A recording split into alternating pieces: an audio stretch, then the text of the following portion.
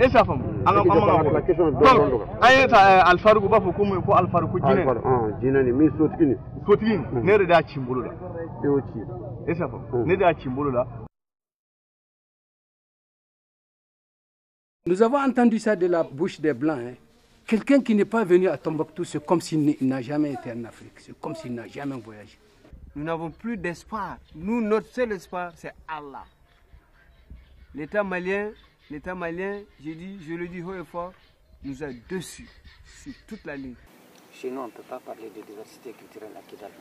On ne parle que d'une culture aujourd'hui qui est imposée, celle de l'intégrisme religieux. En dehors de cette culture de l'intégrisme religieux, il n'y a pas d'autre culture.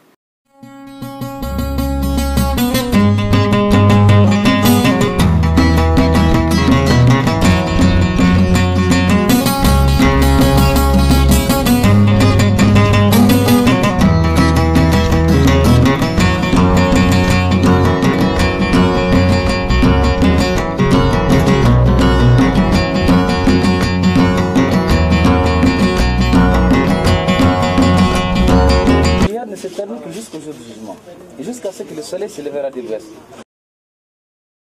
Dans le vaste désert malien, les djihadistes sont les leaders sur la pratique religieuse et ils le matérialisent par des actions qui, selon eux, épousent la loi de Dieu. Ne vous faites pas détruire, c'est-à-dire ne laissez pas le djihad. Ce que nous sommes en train de faire aujourd'hui, le fait de vivre avec les femmes, les enfants, le commerce, la culture, l'élevage, c'est ça la vraie description. Sinon la vie, la bonne vie, la vraie vie, c'est le djihad.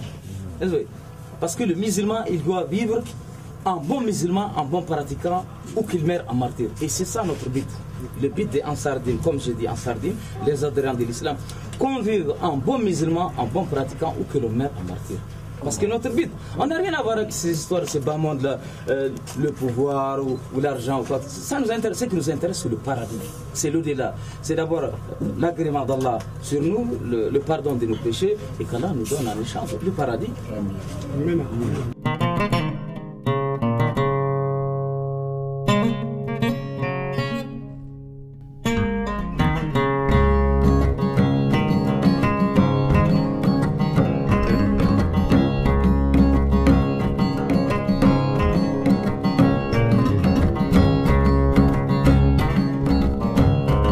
Pourtant, nombre d'observateurs estiment qu'il y avait déjà des signes annonciateurs d'une révolution dans les septentrions maliens. Ils écrivent des slogans pour dire aux gens d'adhérer à l'Azawad et que l'Azawad désormais est indépendant. Donc c'est comme si l'Azawad était déjà indépendant, les signes, ces slogans. Donc après, le grand signe, c'est les marches. Ils ont fait des marches avec le drapeau de l'Azawad, au vu aussi de tout le monde. Personne n'intervient. Et ça aussi, c'est pour montrer une force, qu'ils ont une force et qu'ils sont là, présents. Et voilà, il y a eu plusieurs marches qui manifestent cette hostilité de la présence du Mali. Et qu'ils sont chez eux. L'Azawad est une réalité, qu'on tienne compte de cette réalité. Et qu'ils ont bravé les forces de l'ordre pour dire aux forces de l'ordre que nous sommes dans l'Azawad, nous y resterons. Et c'est au Mali de sortir. Le révolte qui a pris corps dans la capitale en février dernier a fini de se transporter aux portes du prestigieux palais de Koulouba.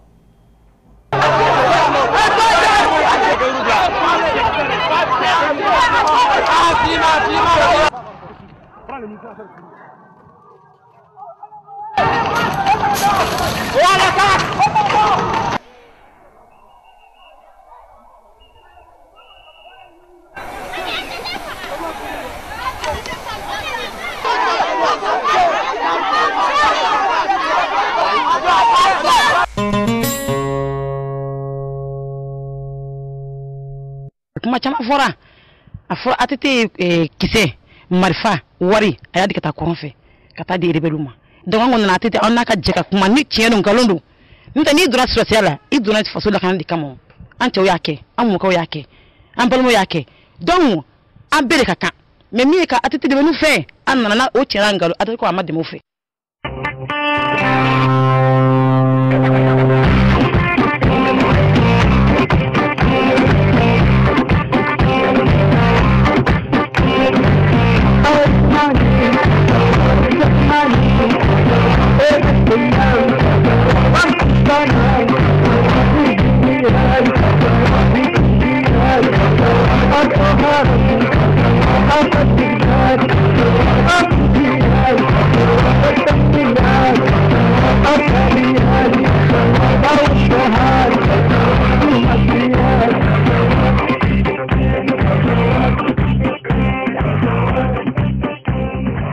2 mois après la prise des régions de Tombouctou, Gao et Kidal, la ville présente un nouveau visage, donnant ainsi libre cours à toutes sortes d'interprétations de la part des populations restées sur place. Mais ça, c'est une honte, c'est une insulte à l'État malien. C'est moi qui l'ai dit. Hein. Il y a 8 radios ici. La 8e radio, c'est RTM. Aucune radio ne marche si c'est une radio Mouktou. Tout le monde a fui. Tombouctou s'est vidé de son contenu. Il n'y a personne ici maintenant. Il n'y a personne. Il n'y a personne. On dit que la République de l'Azawad. D'accord, Bamako nous a laissé tomber. Ça c'est vrai. Je n'ai jamais cessé de le dire. Ça m'a créé toutes sortes de problèmes. Et la question que je me pose, est-ce que Bamako sait que Tombouctou existe?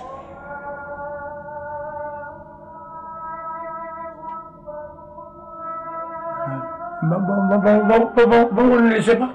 Même les Tombouctiens résidents à Bamako ne savent pas que Tombouctou existe. Tu viens pour le décès de ta maman ou bien ton père. Mais c'est pas là. Il faut vivre les réalités du milieu comme nous sommes en train de les vivre. On a eu le courage et l'audace de rester. Et jusqu'au deuxième soupir, nous on resterait Tombouctiens, on resterait Maliens. Ouais. Cela ne nous amène pas à être du côté de MNLA ou bien du côté d'Azawad ou bien du côté de qui que ce soit. On est Maliens, on reste Maliens, on meurt Maliens. On va nous enterrer Maliens. Mais vraiment les Mali n'ont qu'à penser à nous. Vraiment les Mali a failli à son devoir. Ils n'ont qu'à penser à nous. Même les problèmes de nourriture nous posent des problèmes aujourd'hui. Tombouctou ne sait même pas ce qu'il faut dire. Une ville mystérieuse, une ville internationale qui est abandonnée par vraiment son gouvernement. En tout cas, nous, on reste neutre pour le moment, mais on est Maliens. Le gouvernement est parti. Le gouverneur de la région qui représente le président de la République du Mali est parti. Et nous, la population est restée. Maintenant, hein, qu'est-ce qu'on doit faire? On peut nous accuser de quelque chose? On ne peut pas nous accuser. Hein? On est resté chez nous et tous ceux qui nous gouvernent sont partis lamentablement sans nous donner des renseignements. C'est tout ce que je sais. Et maintenant nous sommes là, hein? On va faire la loi du plus fort, on va suivre ceux qui sont plus forts. On va, que ce soit MNLA ou bien que ce soit l'Afghanistan quand même, ce qui est fait est fait. C'est tout. On n'a qu'à se soumettre. Le nouveau gouvernement qu'on vient de mettre encore en place montre vraiment que l'État malien ne veut pas composer avec les gens. C'est-à-dire que même si on devient des amis, vous êtes carrément abandonnés. Donc ils ne connaissent que la force, ils ne connaissent que les ennemis. Ils ne composent qu'avec les gens qui sont durs. Et ça, ils l'ont toujours fait, depuis ils continuent à le faire. Donc c'est pour montrer, ça montre aussi à toutes les communautés du Nord qu'aujourd'hui, pour avoir quelque chose, il faut être armé, il faut revendiquer sa position et il faut être dans une situation où pouvoir prendre ses droits. Donc voici un peu toutes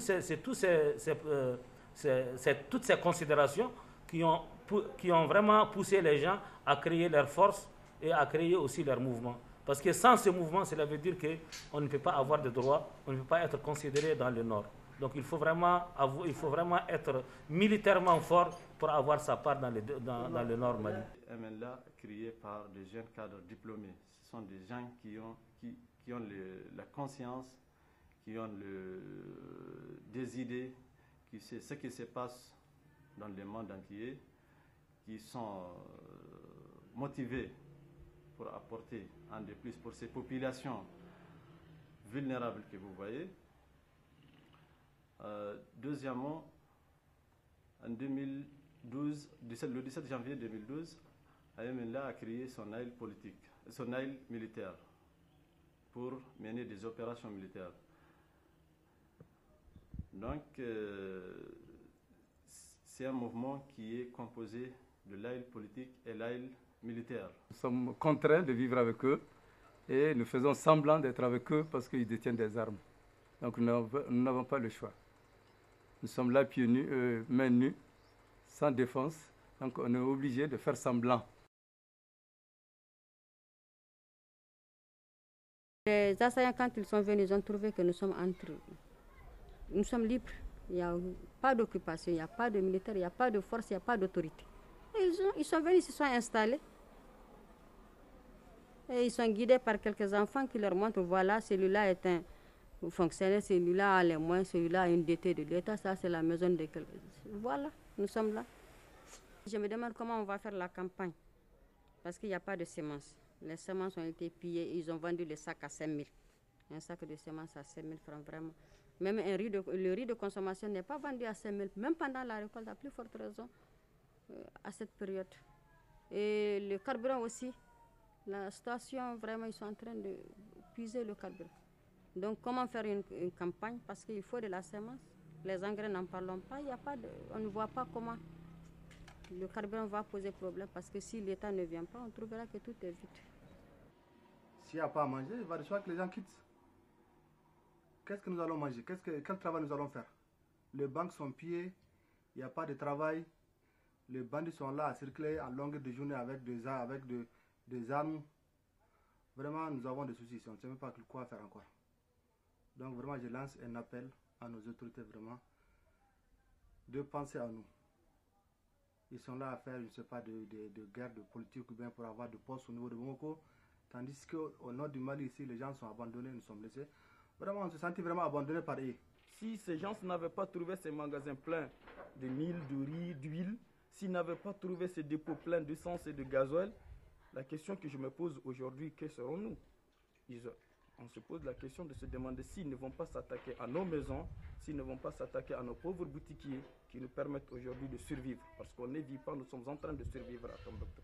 Donc le fait que ces gens ont trouvé ces magasins, le fait qu'ils ont trouvé ce dépôt, ils sont en train de les piller, ça nous fait mal, mais quelque part, ça a été une chance pour nous, pauvres populations.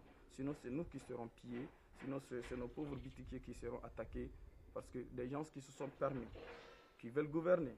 Mais la première des choses à faire, c'est de venir vandaliser les bureaux de l'administration, piller les banques. Je pense que ces gens-là sont capables d'y pire. Des inquiétudes, mais aussi des incompréhensions face au péril qui guette le patrimoine culturel. La tolérance qui était jusque-là le credo de la cité millénaire de Tombouctou risque de voler en éclats. La préservation des manuscrits préoccupe. Est-ce pourquoi les occupants ont tenu à veiller sur leur sécurité? Tombouctou, la ville mystérieuse. Tombouctou, la cité de 333 saints. Tombouctou a toujours été un carrefour culturel. Et la preuve, c'est que sur le plan historique, Tombouctou a connu la colonisation mandingue, la colonisation touareg, tout couleur, peul, a connu aussi la conquête marocaine pour ensuite subir la colonisation française et se retrouver avec la République du Mali. Donc c'est pour dire que Tombouctou a subi toutes ces influences et a retenu justement une partie de ces cultures. Parce qu'il y a beaucoup au niveau de l'enfance par exemple, il y a beaucoup de jeux, il y a beaucoup de chansons. Nous les chantons innocemment, mais je trouve que c'est du sarakoulé. Des fois c'est du bambara, des fois c'est de l'arabe. Et la langue tombouctienne même est fortement influencée par l'arabe. Donc la culture touareg a laissé une influence, la culture mandingue a laissé une influence, et pour créer une culture spécifique, la culture tombouctienne. La culture tombouctienne, parce que on dit dans le milieu tombouctien que tombouctien, n'est pas tombouctien qui veut. Parce qu'on peut être né à Tombouctou, avoir grandi à Tombouctou, et ne pas être tombouctien. Parce que être tombouctien, c'est un ensemble de comportements voulus. Et je vous donne 3 exemples qu'un tombouctien, un vrai tombouctien ne fait pas. Quelqu'un qui le fait, on dit, il n'est pas tombouctien, même s'il est né ici, il a grandi ici, ses parents sont d'ici. Un vrai tombouctien ne divorce jamais d'avec sa femme, avec laquelle il a des enfants. C'est licite, c'est légal, mais il ne peut pas le faire, il n'en a pas le droit. Un tombouctien vrai ne vend jamais la maison qu'il a héritée de son père, quelle que soit la raison, parce que c'est une honte. C'est pour ça que vous voyez à Tombouctou beaucoup de maisons en ruine, Les propriétaires ne peuvent pas les mettre en valeur, mais ils ne peuvent pas les vendre parce qu'on ne leur pardonne pas. Et le troisième élément, un vrai tomboktien n'amène jamais, ne serait-ce que son voisin, à la police ou bien au tribunal. Quel que soit le motif, ça on ne le comprend pas. Alors donc cette diversité, elle existe bien et elle se ressent aussi bien au plan culinaire qu'au plan vestimentaire et au plan architectural. La communauté internationale peut faire beaucoup de choses. Parce que Tombouctou, c'est 3 mosquées, et les mausolées, la ville sont classés sur la liste du patrimoine mondial de l'UNESCO. Donc c'est des entités, des patrimoines qui n'appartiennent pas seulement à Tombouctou au Mali, mais ça appartient au monde entier. Donc il doit beaucoup faire pour les protéger. Alors un exemple, c'est la grande mosquée de Tombouctou. C'est situé à 50 mètres du camp militaire, donc là où il y a les opérations militaires. Donc on imagine facilement que même s'il n'y a pas d'attaque, même s'il n'y a pas de destruction, les voitures militaires qui passent, les avions, les hélicoptères, tout ça, ça peut dégrader le monument. Donc l'appel à lancer, c'est à l'endroit de la communauté internationale pour qu'elle fasse tout pour que le patrimoine de Tombouctou puisse être sauvegardé. Par exemple, pour les manuscrits, les gens enlèvent les manuscrits des rayons pour aller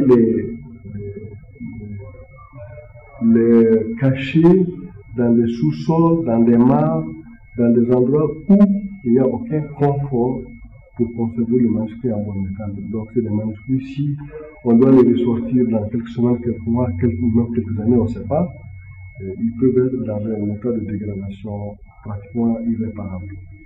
Ça me fait très mal, parce que c'est des écrivains de différentes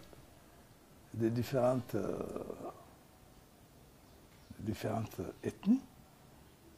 Dans ces écrits-là, il y a des Hausa, il y a des Sonrai, il y a des Tamaché, il y a des Bambara, il y a des Peuls qui ont écrit, chacun ce qu'il sent, ce qu'il ressent. Ils ont traité des choses. Les gens ne comprennent pas que ces gens, ils ont fait un travail remarquable. Alors, cette communauté qui a fait donc ces écrits-là, qui donne beaucoup de renseignements sur le passé, sur la façon d'être, etc. Si on vient les détruire, je ne sais pas. Ça ne se recommence pas. Ça ne se recommence pas. Quand tu écris quelque chose et que les gens détruisent ça, ce n'est plus la même chose. Ce n'est plus la même chose. Donc, vraiment que les gens y réfléchissent un peu. Moi, je voudrais que les Touaregs, les Sonrai, les Bambara, les Peuls qui réfléchissent. Ça, c'est leur manière d'être. Les manuscrits, c'est leur manière d'être. Quand ils vont détruire ça, ça ne se répétera jamais.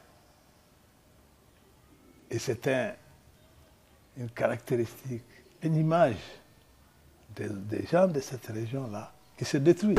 Quand il y a eu l'attentat du 11 septembre, il y a le président allemand qui a un fort électorat musulman. Il est venu ici personnellement pour montrer à son électorat qu'il y a un autre visage de l'islam, un islam tolérant. Parce qu'ici à Tombouctou, avant l'arrivée de ces mouvements, il y a l'église catholique, les églises protestantes, il y a les assemblées de Dieu. Et même au XVIe siècle, il y avait, disons au XIXe siècle, à la pénétration coloniale, il y avait l'église Notre-Dame de Tombouctou, en plein cœur de Tombouctou, qui était acceptée. Et il y avait, la maison existe encore au quartier Bajinde, il y avait une synagogue qu'on appelle Al-Yahoudhou. Donc c'est dire à quel point cette tolérance, cette acceptation de l'autre. On dit que Tombouctou n'a jamais été souillé par le culte des idoles, mais il y avait de grands magiciens à Tombouctou qui faisaient leur magie, qui faisaient leur culte, sans déranger les autres. Cependant que Tombouctou n'a jamais connu d'idolâtrie.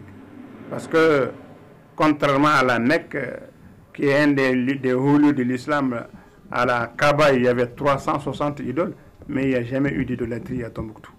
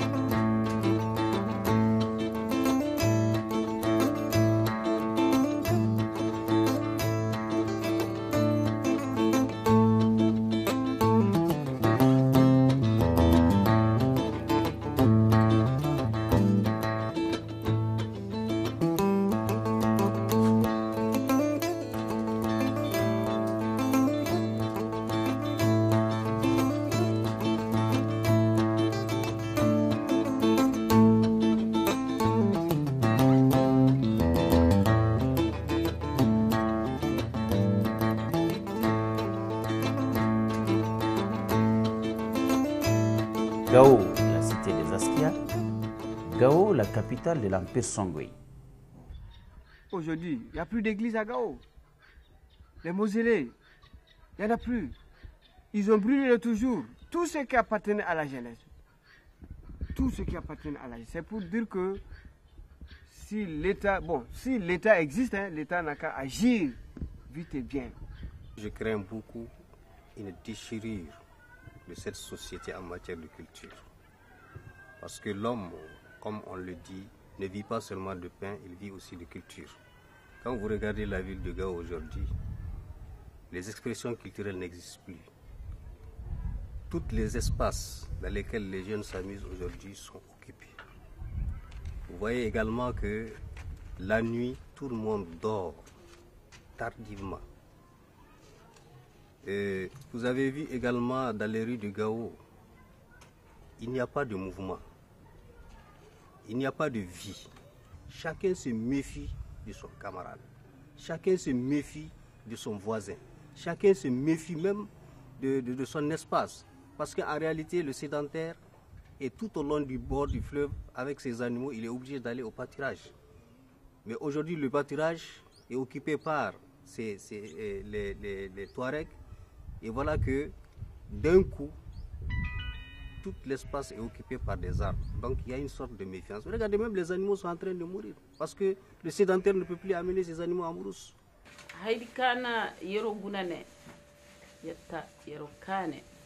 Yasihin ka hambur krizidi haydi kakata yanne ne ci bara yar wana borod ya kakane yaddanga go ka bara tumbutu boro dango kane moradi cino tumbutu boro go ka kabara boro go ka poreme boro go ka sadi yetta boro kurka jur yetta si jur hay fosu ko yanne ndana ci haydi ka ngango fe ijenda nyawde fongo ko yanne ana ci wota maganda sena yero fur weydiyo torro ila jaba hinka gone ka jabi fo ka ho hayde kurka kanenge danga hinsa giyas we hinje gone ka sena idam césarienne ka ngiya danga dam césarienne dia. Aujourd'hui à Gao, je dis celui qui a de l'argent ne dort pas tranquille. Celui qui a une belle voiture ne dort pas tranquille. Celui qui parle même pour dire je ne suis pas avec les mouvements ne dort pas tranquille. Donc la menace est grande, mon frère. La menace est forte. Les gens sont humiliés parce qu'on les châtie dans la rue en plein air pour des petites fautes que, en tout cas, la loi a prévu les sanctions. Et ce que je vais ajouter, la laïcité, là, c'est pas autre chose que la séparation de l'État et des religions. Dès qu'on dit une république laïque, ça veut dire que les gens doivent faire la distinction nette entre l'État et la religion. Ils ne doivent pas avoir d'amalgame. La nouvelle culture imposée, celle d'un islam intégriste, ne cadre pas avec la culture telle qu'elle est pratiquée par les Tamashek, par les gens de Kidal. Et Essouk, du 10e au 17e siècle, a été, disons, du 10e au 15e siècle, pas 17e, au 15e siècle, a été une cité très florissante. La monnaie était de l'or pur. C'était une cité, c'était le carrefour entre le Maghreb et le monde noir au sud du Sahara. Mais dans cette cité-là, la tolérance religieuse était très forte. Très, très, très, très forte. Il y avait des chrétiens, il y avait des juifs, il y avait des musulmans, il y avait des soufis, il y avait toutes les tendances religieuses qui étaient là à Essouk. Mais la religion a été une religion extrêmement tolérante.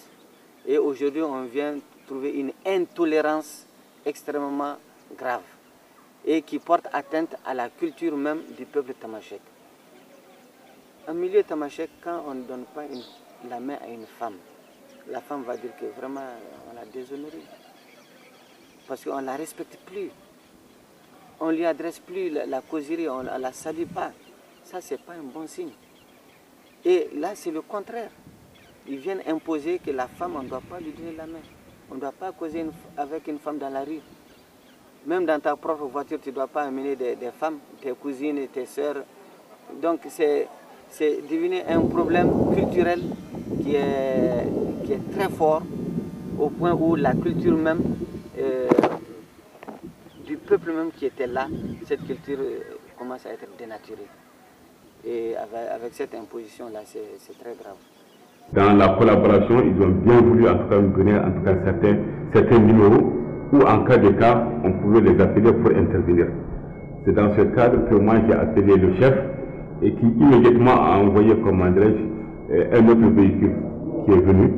Et ensemble, on était devant la porte. Alors ils m'ont invité à monter avec eux pour faire le constat. Tous les bureaux qui étaient en haut, c'est le bureau administratif, tous ont été saccagés. Il y avait des ordinateurs, il y avait les papiers qui étaient jetés par-ci, par-là, des livres. Alors le constat était très, très amer. Et les portes étaient cassées, aussi bien que les vitres. Quelques jours après, ils sont revenus, en tout cas pour essayer de rétablir l'ordre, en remettant 50 000 francs aux gardiens pour qu'ils puissent chercher un menuisier pour reprendre les portes et les vitres. Bon, M. Sanda, pour vous, quelle est l'importance des manuscrits de Tombouctou en tant qu'intellectuel? C'est notre histoire, c'est nous. Sans ce qu'il y a au CEDRAP, nous sommes quoi? Donc on ne peut pas imaginer une communauté centrale. C'est notre histoire, c'est notre culture. Donc ça veut dire que vous êtes prêt à mettre le paquet pour sauvegarder les manuscrits? Nous sommes... Ça n'est même pas à discuter. Ça n'est même pas à discuter.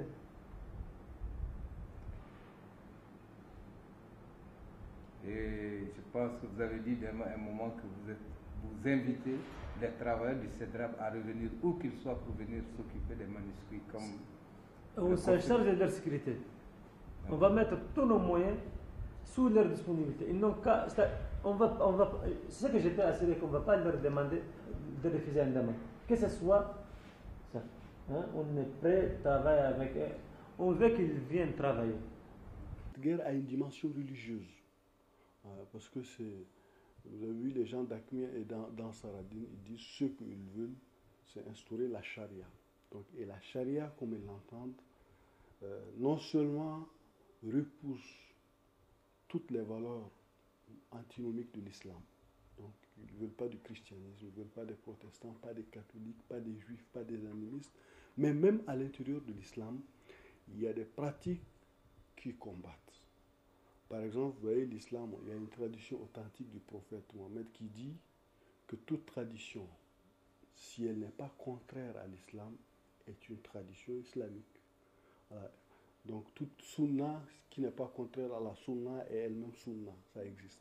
Donc vous voyez dans les mariages, dans les baptêmes, il y a des choses qu'on s'impose ici qui ne sont pas dans l'islam. Alors, les fondamentalistes musulmans, les maximalistes musulmans, ils ne veulent pas d'autre chose que ce qui est dit par l'islam. Donc, on est appelé à voir beaucoup de choses disparaître, beaucoup de choses de notre culture, si ça continue.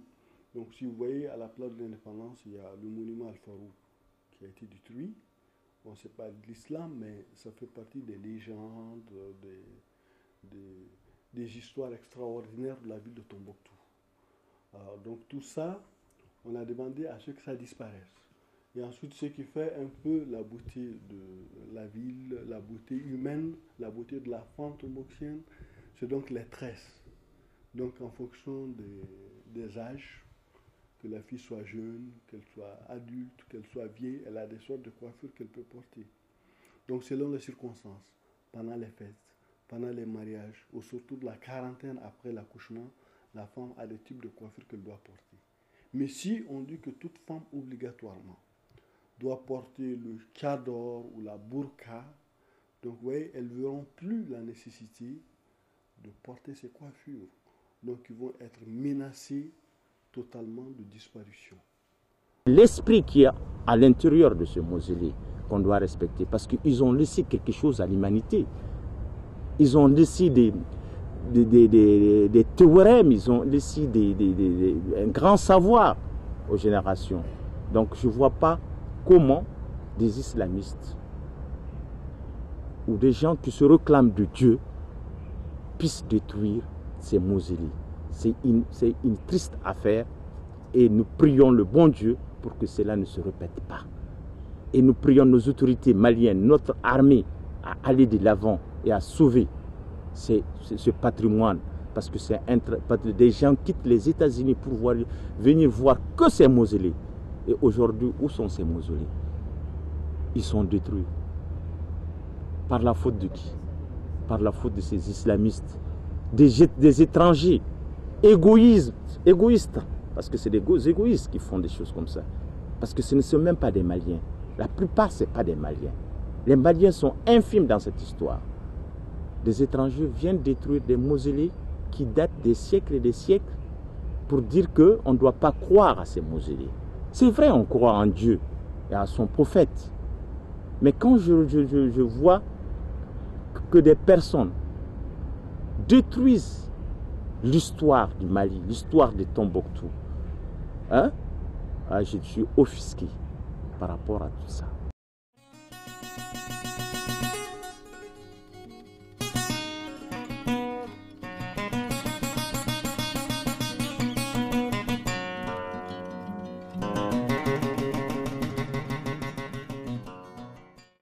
Dans les localités sous domination, la quiétude est mise à rude épreuve. Du coup, l'industrie artistique qui était en ébullition fait face à une véritable traversée du désert et une mort programmée. La bonne cohésion qui existait entre les différentes ethnies a pris un grand coup.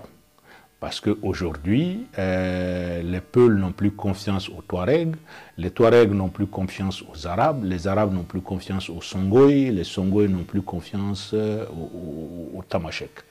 Et les Tamashek entre eux-mêmes n'ont plus confiance les uns les autres. Et à partir de ce moment-là, l'unité même de la nation est mise en cause. Et en plus de ça, il y a des gens qui sont venus d'autres pays, d'autres horizons.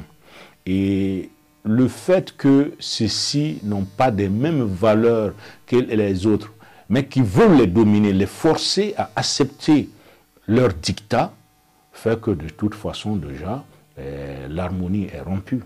Parce que les autres ne sont pas venus à eux les mains tendues, mais ils sont venus avec des armes pour les réduire en servilité, pour les détruire leurs lieux de culte, pour détruire leurs fondements socioculturels, les obliger à avoir des comportements qui ne sont pas des comportements qu'ils ont adoptés par libre arbitre, mais forcés de le faire.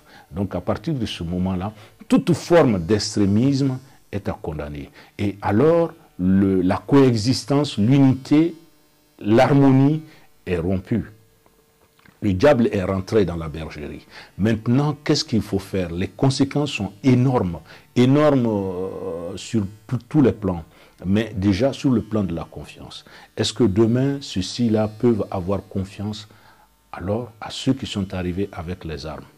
Parce que pourquoi ils sont arrivés avec les armes? Parce que pour défendre des intérêts mercantiles, pour réduire les autres, pour faire des trafics de drogue, non, ce n'est pas des raisons humaines qui les ont amenés. Et ce qu'il faut comprendre, c'est qu'il faut que nous arrivions à comprendre ces mécanismes-là et à ne pas les oublier. Parce que, au nom souvent d'une religion, les autres perpétuent des actes ignobles, qui ne sont pas des actes de la religion, mais pour leurs intérêts égoïstes. Tombouctou, c'est une ville où, dans une proportion de 60-75%, les gens sont des artisans. Donc, des tailleurs, des cordonniers, des forgerons, des bijoutiers, et tous leurs produits, c'est pendant la saison touristique qu'ils arrivent à les écouler. Donc à raison de la rébellion, le tourisme n'existe plus et du coup les artisans qui sont là n'arrivent plus à écouler leurs produits. Voilà, donc en outre, la population locale qui peut aussi consommer un peu, majoritairement est sortie de la ville. Donc c'est le poumon de l'économie de la région de Tombouctou, c'est l'artisanat et le tourisme. Avant la crise, nous avons un projet qui nous amènera à former des guides touristiques à l'histoire et à la géographie du Mali pour permettre vraiment un tourisme culturel. Deuxième aspect, nous avons un projet aussi de formation des femmes et des filles déscolarisées au métier d'art. Nous avons aussi des voyages groupés que nous voulons organiser avec des agences appropriées, c'est-à-dire des voyages de scolaires et des étudiants, pour leur permettre de voir le vrai visage du Nord et ceux du Nord, le vrai visage du Sud. C'est-à-dire ceci qui amène l'interculturalité entre parce que notre objectif, c'est les enfants, les étudiants.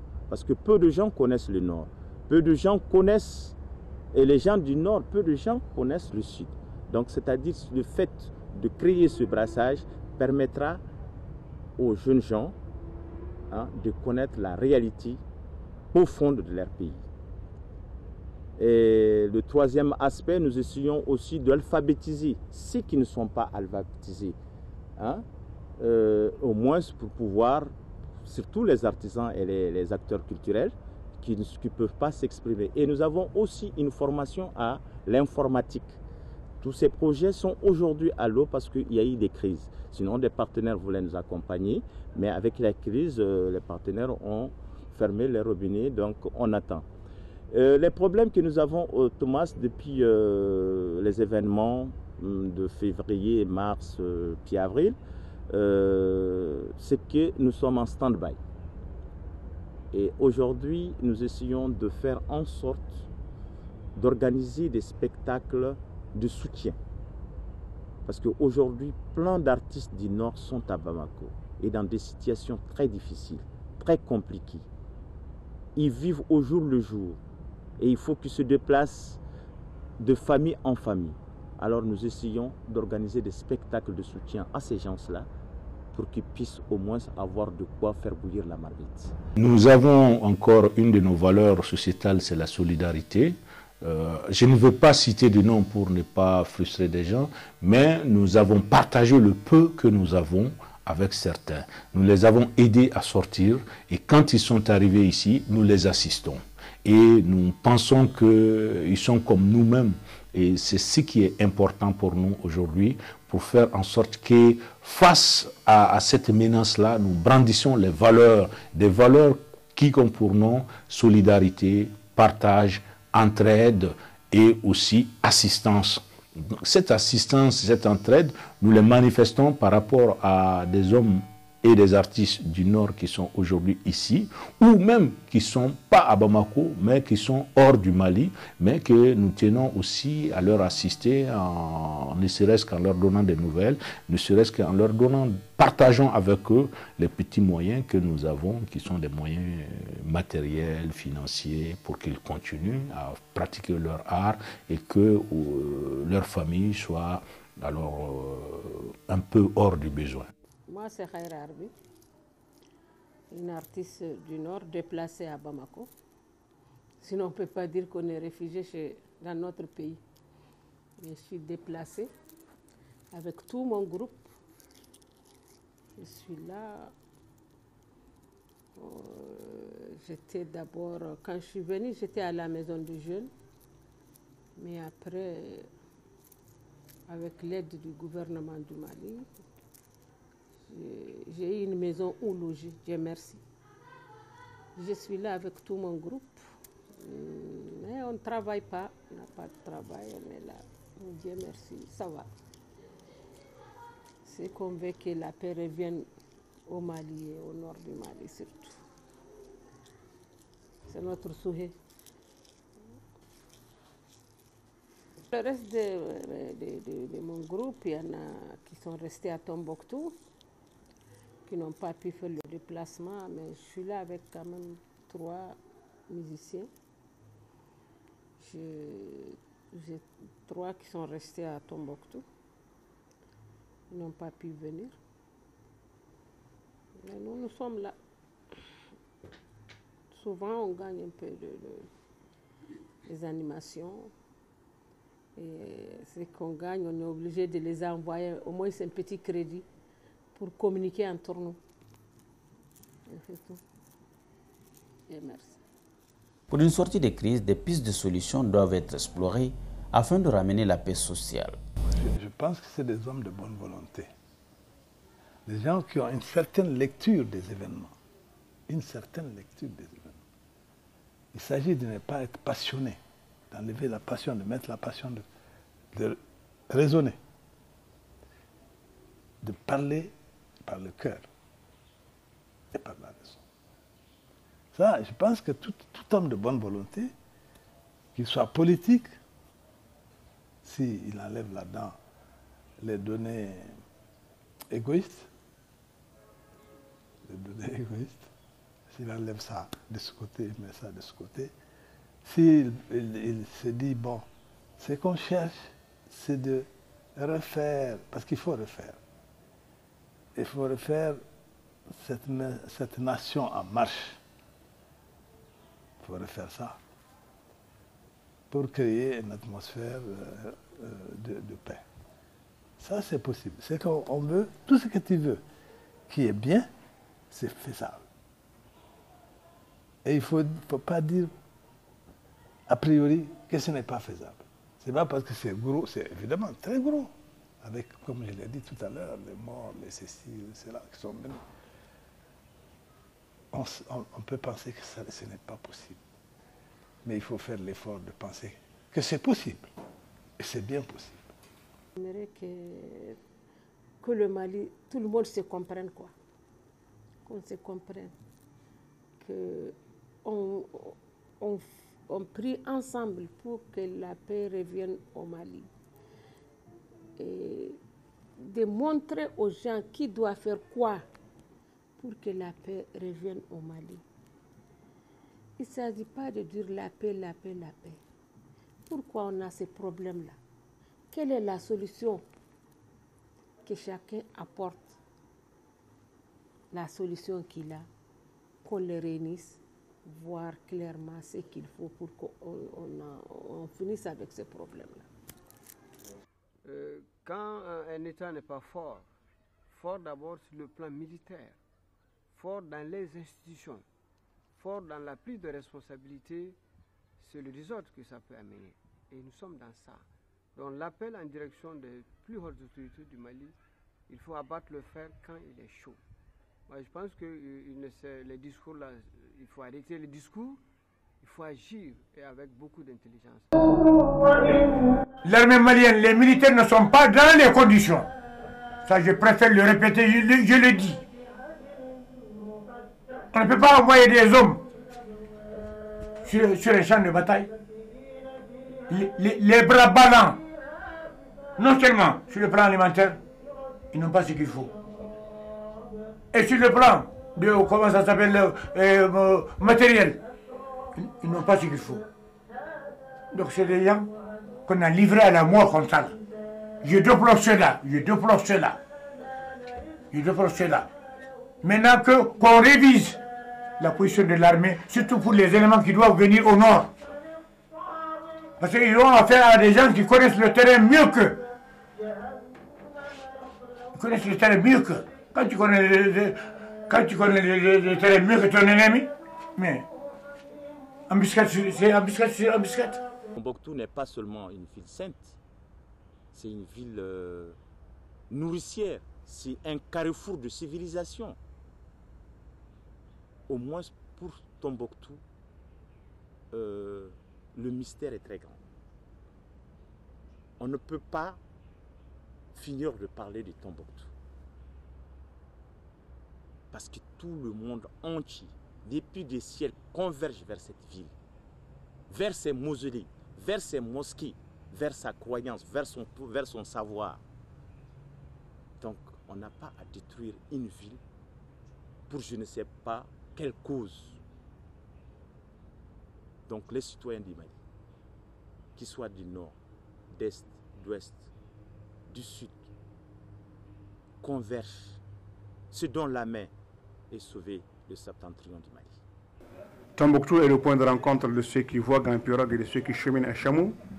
C'est pour dire que, comme le stigmatise cet adage tombouctien, pour présenter Tombouctou, à Tombouctou, le sel vient du nord, l'or vient du sud, l'argent vient du pays des Blancs. Mais les paroles de Dieu, les choses savantes, les contes jolis, on ne les trouve qu'à Tombouctou.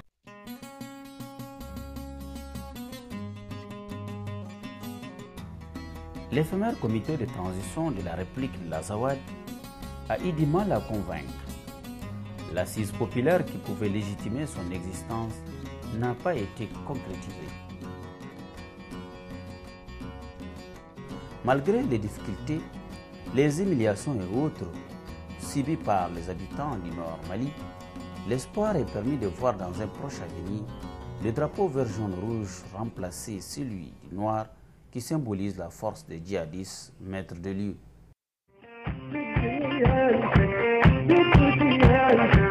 Afan